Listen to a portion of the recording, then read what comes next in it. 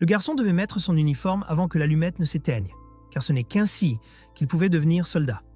Quand toutes les allumettes furent consumées, il venait à peine de revêtir l'uniforme militaire et courait joyeusement dans le camp, fier de sa nouvelle image. Il devint un soldat qualifié. Il se rasa comme un adulte et apprit à saluer, tandis que les soldats s'amusèrent de sa tendresse.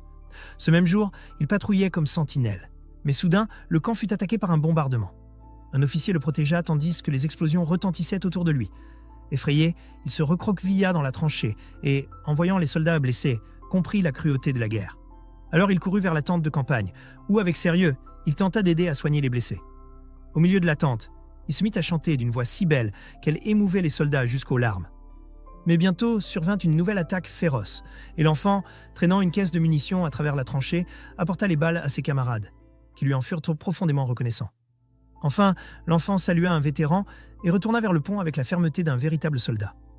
Au moment le plus critique de la bataille, les lignes de communication furent détruites.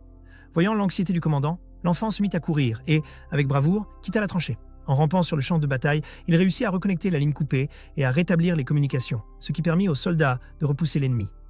Ce même jour, imitant une patrouille d'éclaireurs, l'enfant leva son télescope et aperçut un pied caché dans une meule de foin. Il retourna aussitôt au camp et rapporta la nouvelle à ses camarades. Le lieutenant ne le crut pas d'abord, mais l'enfant insista fermement. Finalement, l'officier renonça à son déjeuner et emmena 2 soldats pour explorer. Ils mirent le feu aux meules de foin, forçant 2 éclaireurs ennemis qui s'y cachaient à sortir. Les soldats ouvrirent aussitôt le feu et soumirent rapidement les infiltrés.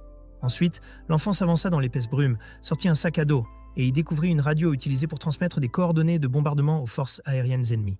Les enfants apportèrent une nouvelle fois une grande contribution, mais Sergueï n'en fut pas fier. Au lieu de se vanter, il demanda à devenir messager et reçut sa première mission, remettre une lettre aux soldats. Tous apprécièrent ce petit garçon si attendrissant, et l'un d'eux dansa même pour l'égayer, ce qui le rendit très heureux. Pourtant, le lendemain, lorsqu'il revint apporter une autre lettre, il découvrit que ce soldat danseur était mort.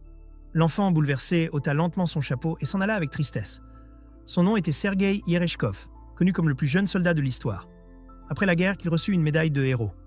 Si tu veux découvrir davantage son histoire, il existe un film intitulé « Le petit soldat ».